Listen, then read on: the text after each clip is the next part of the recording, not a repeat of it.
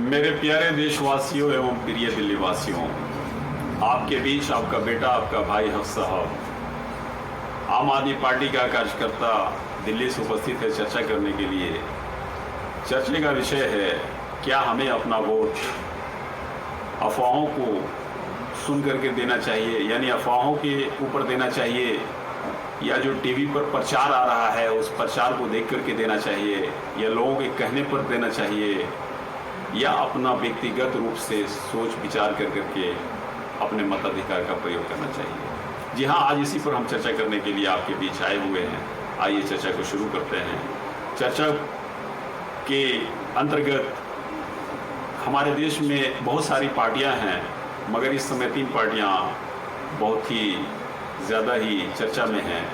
पहली party BJP, दूसरी कांग्रेस और तीसरी आम आदमी पार्टी। बीजेपी से ही हम शुरू करते हैं। जब बीजेपी को 2014 में सत्ता में आना था तो बीजेपी ने भारतवासियों को अच्छे दिन का सपना दिखाया था। बीजेपी ने यही कहा था कि कांग्रेस ने इस देश को लूट लिया, कांग्रेस ने इस देश में महंगाई इतनी बढ़ा दिया कि देशवासी जीने पर मजबूर हो चुके हैं, कांग्रेस ने इस देश में इतनी बेरोजगारी बढ़ा दिया है कि देश जो है निकम्मा बैठा हुआ है।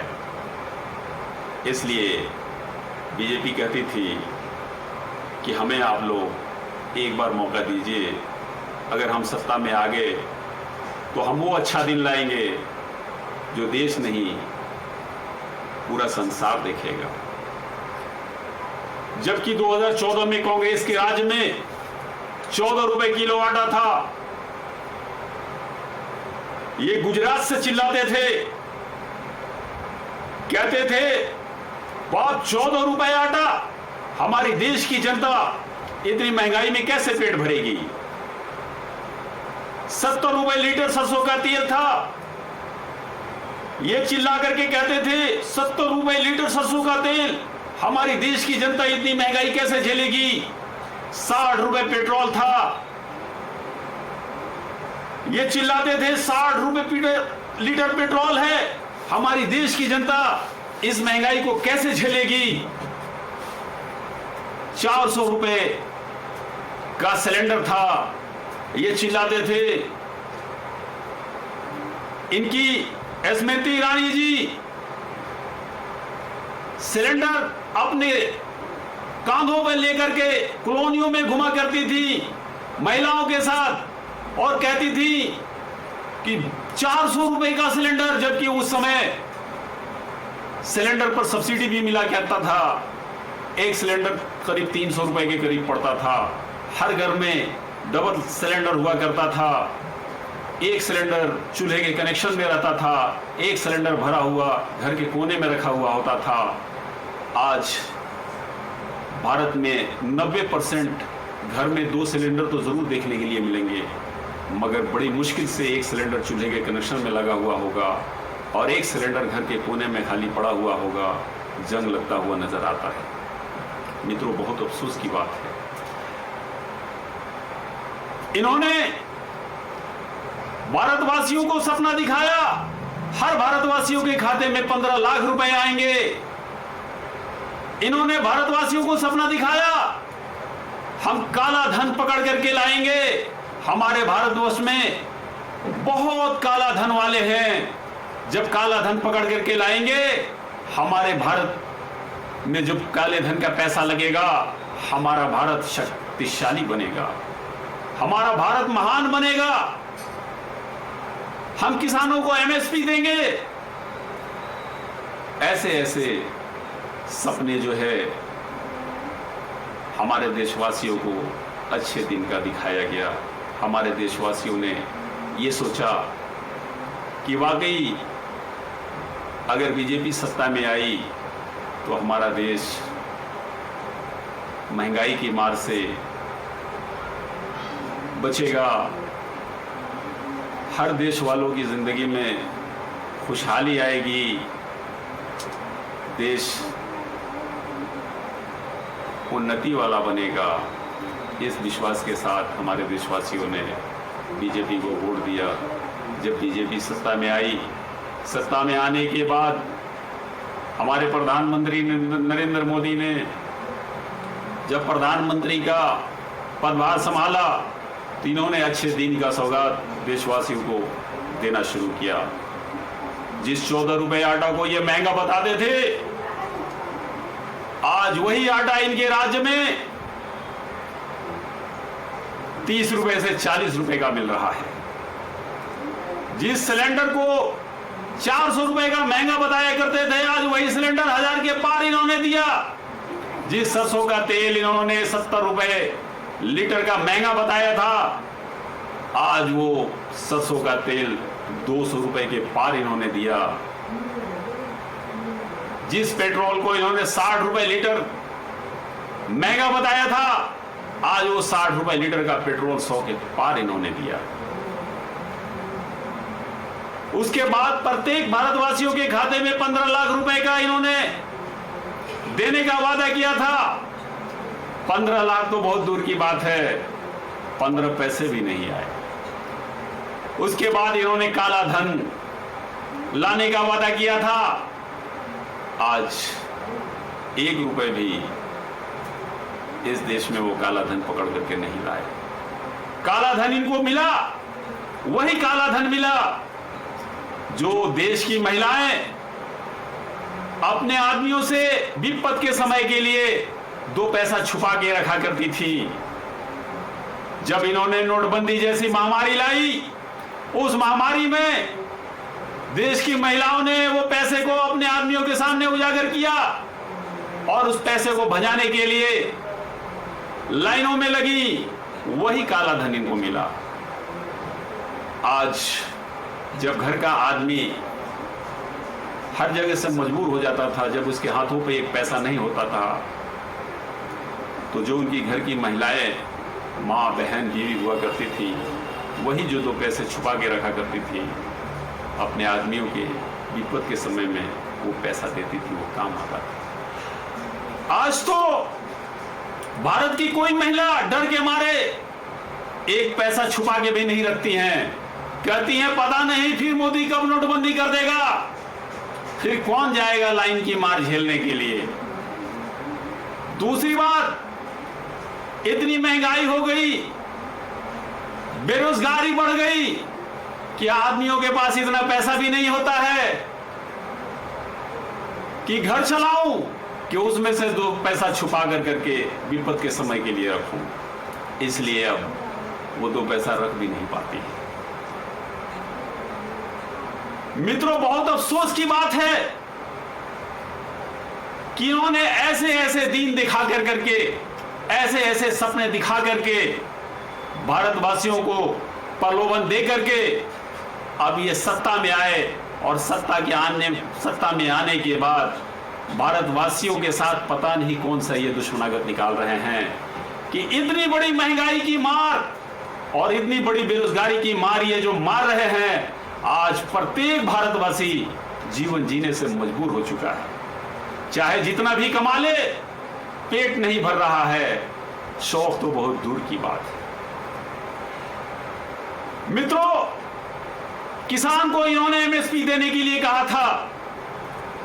जब किसान एमएसपी मांगने के लिए गए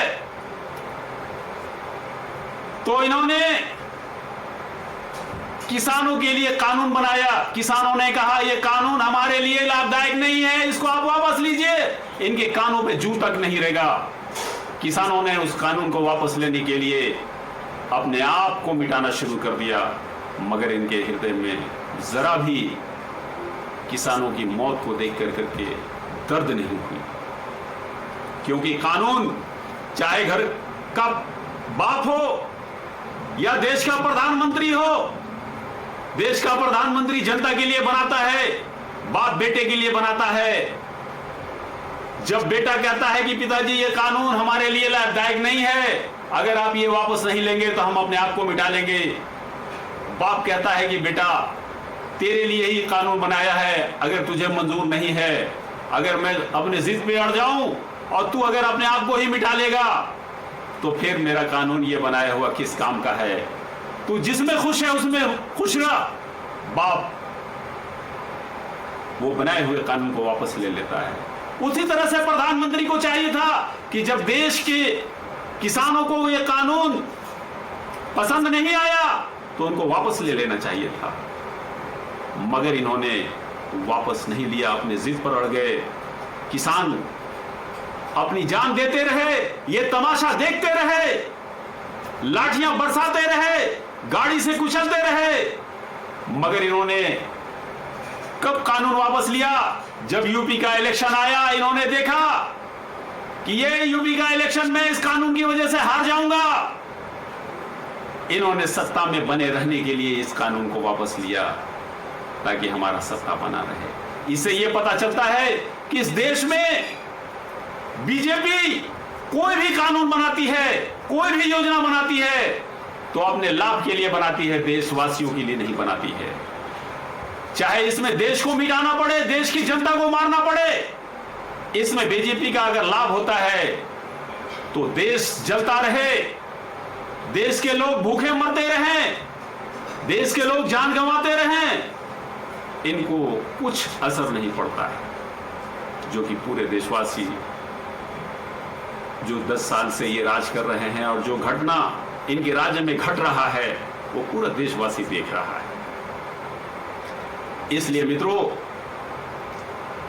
कांग्रेस के समय में 67 साल का जो कांग्रेस ने देश पर राज किया, 67 साल में कांग्रेस ने 56 लाख करोड़ रुपया कांग्रेस ने देश के लिए ऋण लिया था और 56 लाख करोड़ में कांग्रेस ने देश को विकसित किया। आज जो कुछ भी ये बाग बनाया हुआ है ये कांग्रेस की ही देन है। आज बीजेपी आज इसी बाग का फल खा रही है, यारों में बांट रही है, मगर कोई पौधा नहीं लगाई। पौधा तो बहुत दूर की बात है, एक बीज भी नहीं लगाई है ताकि आने वाले भविष्य में देशवासी कहें कि ये बीजेपी की ये देन है कि जो आज देशवासी इससे लाभ उठा रहे हैं। जैसे आज बीजेपी कांग्रेस की बुराई दिखा करके, कांग्रेस को कोस कर करके सत्ता में आई और आज कांग्रेस के ही बाग का फल खा रही है, अपने लोगों में बांट रही है, तो आज दुनिया कह रही है ना कि आज ये कांग्रेस की ही देन है कि तुम उसको कोस भी रहे हो, तुम उस पर राज भी कर रहे हो, उसके बाग का फल भी खा रहे हो और अपने यार दोस्तों में भी उसका फल बांट रहे हो। तो मित्रों, 56 लाख करोड़ रुपया कांग्रेस ने 67 साल में इस देश पर ऋण लिया और इस देश को खुशहाली के साथ यहां तक लाया। और आपने 10 साल के अंतराल में उस ऋण को बढ़ा करके, देश के लोन को बढ़ा करके 205 लाख करोड़ रुपया यानी 161 लाख करोड़ रुपया आपने कर दिया। 67 साल में 56 लाख करोड़ रुपया कांग्रेस ने किया और देश को यहां तक लाई प्रगति करते हुए। और आपने 10 साल में 3 गुना आपने इस देश पे लोन लिया। आपने इतनी महंगाई बढ़ाई, ये लोन का 3 गुना पैसा, ये महंगाई का पैसा, जीएसटी का पैसा, ये सारा पैसा कहां गया? आज देश में इतनी महंगाई, इतनी बेरोजगारी जो फैली हुई है कि इस महामारी से देशवासी मर रहे हैं।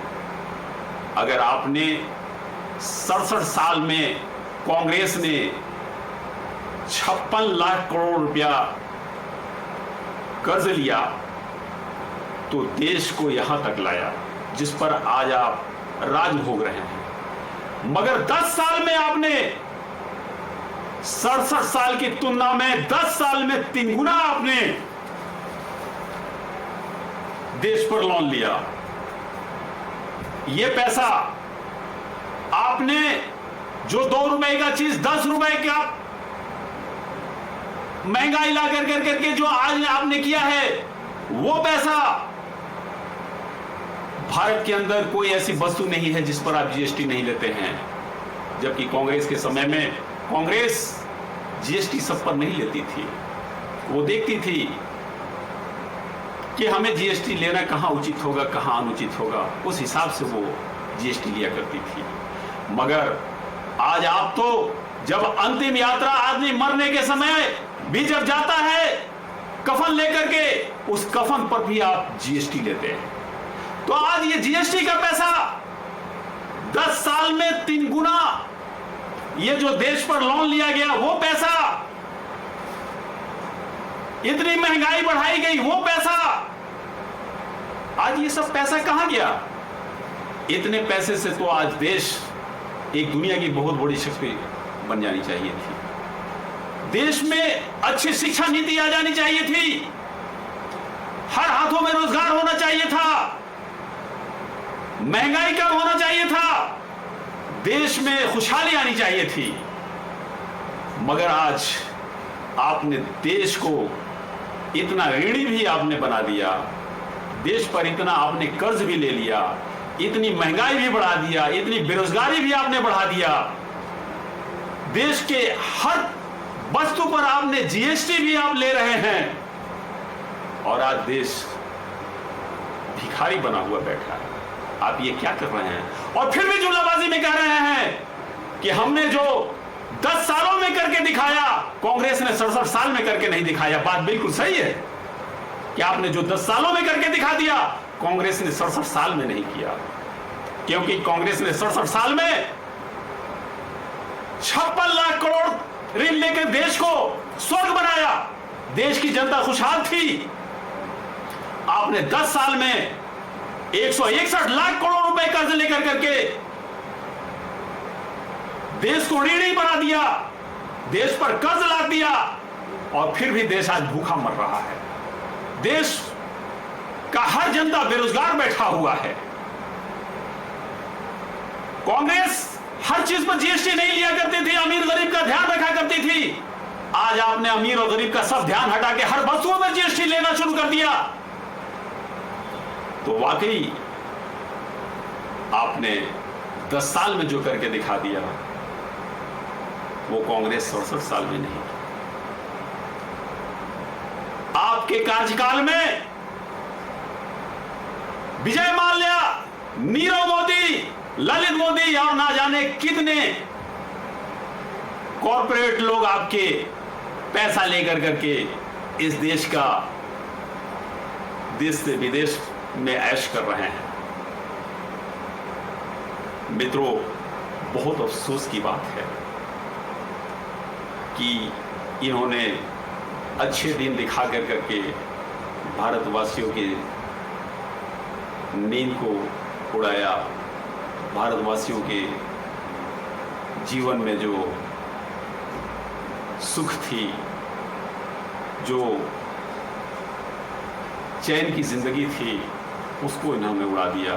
भारत की जनता ने इनका क्या बिगाड़ा था? अब रही भारत की जनता का, तो इसमें कोई कसूर नहीं है। कोई भी नेता आता है, जनता के सामने अपनी बातों को रखता है, तो जनता विश्वास करती है। इसलिए कि भाई जो जुबान से इंसान कहेगा उसी पर दुनिया विश्वास करती है। मगर भारत की जनता तो ऐसा नहीं सोची थी कि मुंह में राम बगल में छुरी, हमें अच्छे दिन का सपना दिखा कर करके ऐसा बुरा दिन ला देंगे कि हम ये स्वर्गमय जीवन से नरकीय जीवन जीने के लिए मजबूर हो जाएंगे। मित्रों, फिर भी देश को इस हाल में लाने के बावजूद भी ये कहते हैं कि हमें 400 के पार चाहिए। इसलिए मित्रों, जुमलाबाजी पे नहीं जाना है, टीवी के प्रचारों को देख कर करके वोट नहीं देना है, लोगों के कहने पर वोट नहीं देना है। हमें वोट अपने बुद्धि विवेक से काम लेकर करके देना है। मित्रों, मैं आपको बता देता हूं, अगर कोई भी राज्य सरकार या केंद्र सरकार अपने देशवासियों के लिए कोई लाभकारी योजना चलाती है तो हर केंद्र सरकार, राज्य सरकार का कर्तव्य है कि चाहे व्यक्ति अशिक्षित हो या शिक्षित हो, उसकी पहुंच हो या ना पहुंच हो, उसके घर तक वो योजना पहुंचना चाहिए। मगर अगर उस योजना का लाभ सिर्फ देश में 10 लोगों को ही मिल जाए तो क्या वो योजना सफल हो जाता है? क्या उस योजना का लाभ पूरे देशवासियों को मिल जाता है? मित्रों, जब तक कि सरकार की योजना से देश की हर एक जनता के घर तक अगर योजना का लाभ नहीं पहुंचता है, तब तक कि वो सरकार उस देश की जनता से वोट लेने का अधिकार नहीं रखती है। इसका शिक्षा दिल्ली के मुख्यमंत्री अरविंद केजरीवाल से लीजिए आप लोग, उस पर भी मैं चर्चा करूंगा। बारी बारी मैं आ रहा हूं। इसलिए मित्रों, देश को इस परिस्थिति में ये इन्होंने ला करके खड़ा कर दिया है कि देश महंगाई की मार से जूझ रहा है, बेरोजगारी से जूझ रहा है। देश की जनता जिए तो कैसे जिए, फिर भी ये 400 के पार मान रहे हैं। इसलिए मित्रों, अपने मताधिकार का प्रयोग बहुत सोच समझ के करना, ताकि आने वाला समय पछताने वाला समय नहीं। उसके बाद अब हम आते हैं कांग्रेस पे। कांग्रेस ने 67 साल इस देश पे राज किया। 67 साल में कांग्रेस की हमेशा ये नीति रही कि हम अपने देश में ऐसा कानून बनाएं, ऐसा व्यवस्था लाएं ताकि अमीर भी खुश रहे, गरीब भी खुश रहे। इस तरह से कांग्रेस की नीति 67 साल तक चलती हुई आई। मैं कांग्रेस का कार्यकर्ता नहीं हूं, मैं तारीफ नहीं कर रहा हूं, मगर एक इंसानियत के नाते मैं इस देश का एक नागरिक हूं, और इस देश का नागरिक होने के नाते जब 2 हांडी एक साथ होती हैं तो अच्छाई और बुराई नजर आती है। इसलिए मैं ये जरूर कहूंगा कि इनसे बहुत अच्छी कांग्रेस थी, क्योंकि कांग्रेस के ही समय में एक रेहड़ी पटरी वाला, आज दिल्ली एनसीआर का जितना भी इलाका है, रेहड़ी पटरी वालों ने रेहड़ी पटरी से धंधा करके अपने बच्चों को पढ़ाया, अपने बच्चों का शादी ब्याह किया। और एनसीआर में, दिल्ली एनसीआर में 25 गज, 50 गज, 100 गज उसी रेहड़ी पटरी से धंधा करके, व्यवसाय कर करके उसने अपने सर के ऊपर छत डाला। ये कांग्रेस की ही देन है, ये कांग्रेस का ही समय था।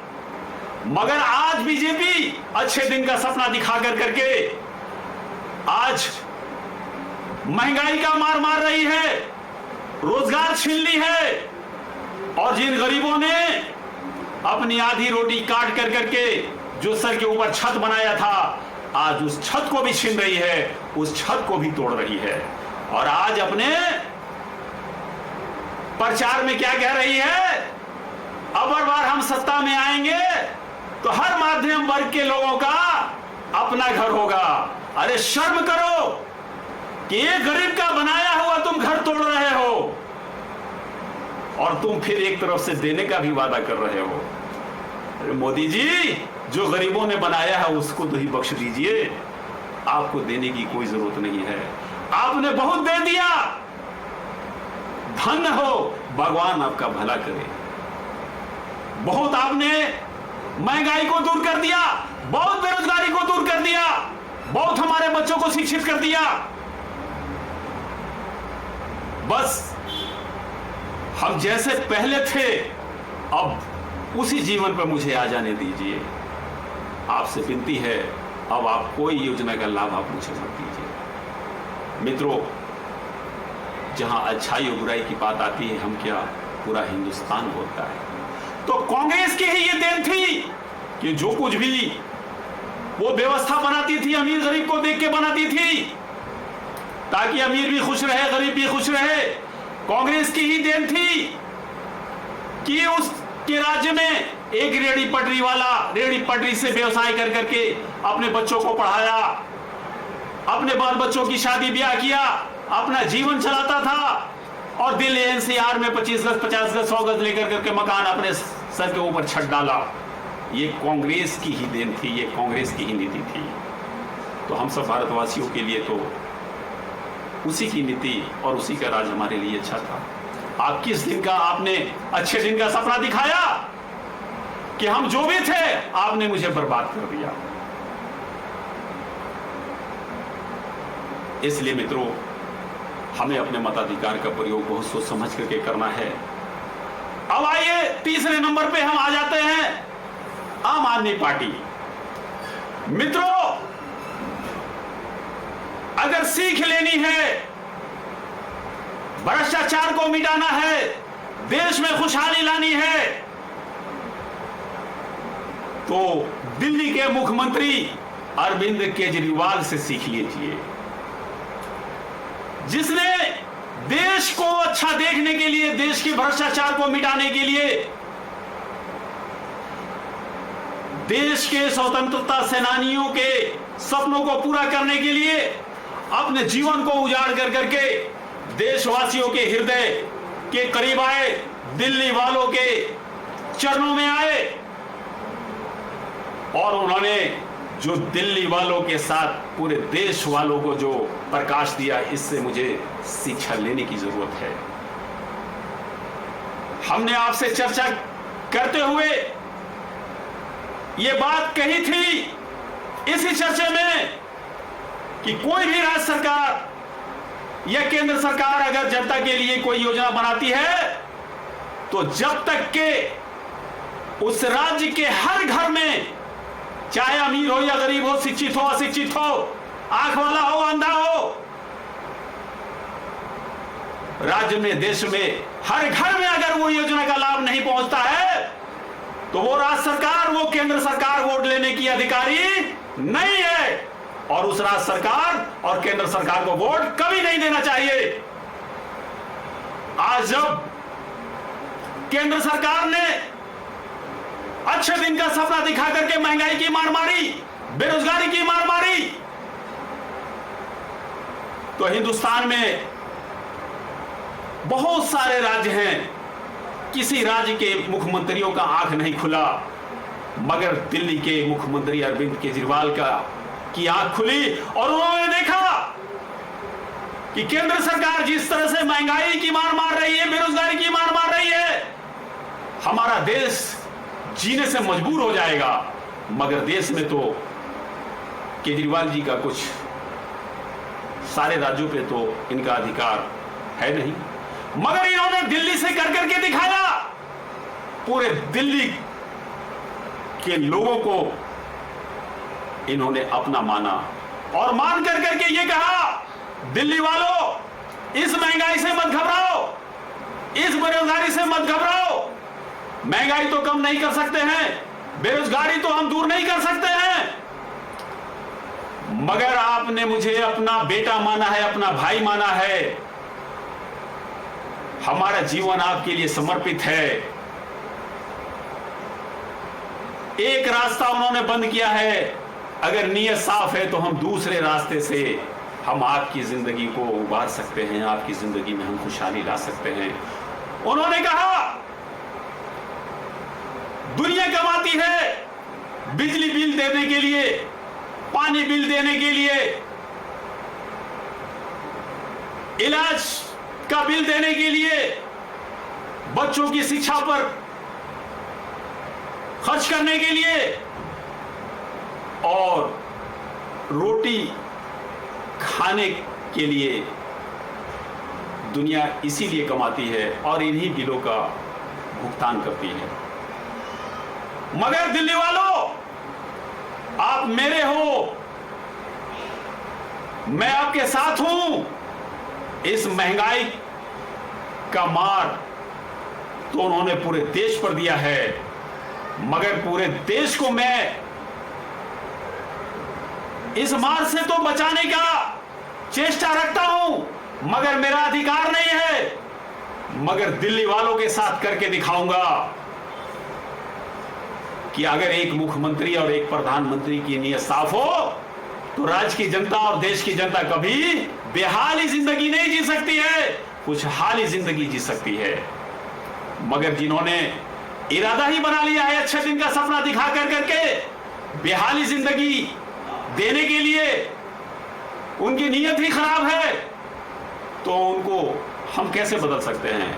मगर मैं दिल्ली वालों का साथ देकर के पूरे हिंदुस्तान की जनता को यह शिक्षा दूंगा कि एक घर का गार्जियन, एक राज्य का मुख्यमंत्री, एक देश का प्रधानमंत्री अगर अच्छे विचार से, अच्छे नीति से अगर अपना घर, अपना राज्य और अपना देश चलाना चाहे तो देश की जनता कभी अशिक्षित नहीं रहेगी, कभी महंगाई की मार में नहीं लिपटी रहेगी, कभी बेरोजगार नहीं रहेगी, देश खुशहाल रहेगा, देश की जनता खुशहाल रहेगी। इसलिए मैंने अपने हर दिल्ली वालों को बिजली फ्री दिया, पानी फ्री दिया, इलाज फ्री दिया, शिक्षा फ्री दिया, यात्रा फ्री दिया और दिल्ली के हर माताओं बुजुर्गों को तीर्थ यात्रा भी फ्री देता हूं, ताकि उनके दिल में यह अफसोस ना रह जाए कि कांग्रेस के समय में हमारा बेटा जो कमाता था उसमें घर चला कर करके 2 पैसा जमा भी करता था और हमें तीर्थ यात्रा पर भी ले जाता था। आज इस महंगाई की मार में, बेरोजगारी की मार में इनके दिल में यह तकलीफ नहीं होनी चाहिए। इसलिए मैंने ऐसी योजना बनाई कि इनके अंतिम घड़ी जो जीवन का गुजर रहा है, ऐसा ना हो जाए कि इनके जहन में ये बात आ जाए जो इनके जीवन पर इससे सदमा पहुंचे। इसलिए मैंने अपनी नीयत को साफ कर करके अपने दिल्ली वालों को गला लगाया और दिल्ली वालों के लिए अपना जीवन समर्पित किया और हर सुख सुविधा दिल्ली वालों को मैंने दिया और महंगाई की मार दिल्ली वालों पे मैंने नहीं आने दिया। ये तो हमारा एक टेलर है। आने वाले समय में हम दिल्ली वालों के साथ वो करके दिखाएंगे कि देश क्या, पूरा संसार दिल्ली से शिक्षा लेने के लिए आएगा।